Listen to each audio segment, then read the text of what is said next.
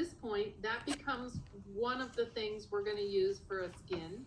And I'm not gonna do a whole lot to it until I think about what shape it's going to cover. For example, if it was going to cover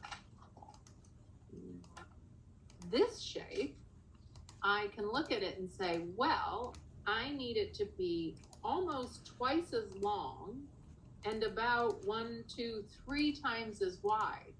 So that tells me that, well, first of all, I could just cut it in half and double it to give a little more width to it. But it also tells me that I'm going to need, by the time I get to a number 6 on the pasta machine, which is pretty thin, I'm doing quite a bit of stretching. So all of that can be accommodated just from using it straightforward like this. But I would know that I can't cut a really thin piece here if I'm going to cut a slice. I want to cut a pretty chunky slice so that I'm sure to get enough clay to do all the stretching. So let's just try it, because why not? So I'll cut a chunky slice. And then if I want to, and I left it unmirrored and so on, in the example that I gave earlier, I'm pretty sure it was a mirrored piece, this guy. You can see he was done with this process, and you can see he's a mirrored piece. So it might be satisfying to get that mirrored piece or not. It's up to you, but I'm just pointing out the difference. And so I might start by actually pinching the shape a little bit, so I kind of have the feeling of the orientation of where I'm going. And I could do that the same on this end. I want to maybe, and it's just a rough pinch, but for example, if I didn't want to cut everything off that would exist if it was a sheet, I'd be cutting off a triangle, a big triangle, and a big triangle.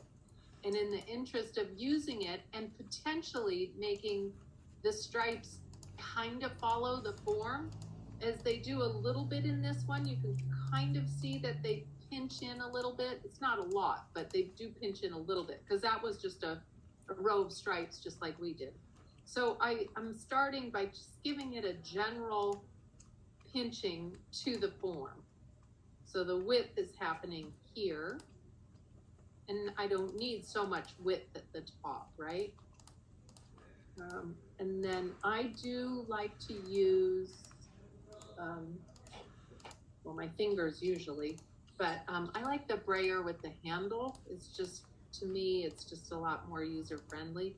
Mine appears to have a lot of clay on it, but so you might just get it started to a place that's close to your number 1 on your pasta machine. Doesn't have to be totally there, but close to it is going to be helpful, so it doesn't just sort of take off randomly. Oops, like that. Okay, so you can see already we're getting in the ballpark of where we want to go. All right, so I'm going to start with about a number, well, I'm going to start at 0. And it's not quite there, but it's pretty dang close. So this will probably end up being more than enough clay, but better more than enough clay than not enough. So then I'm going to jump to about a 3. And I'm going to go widthwise.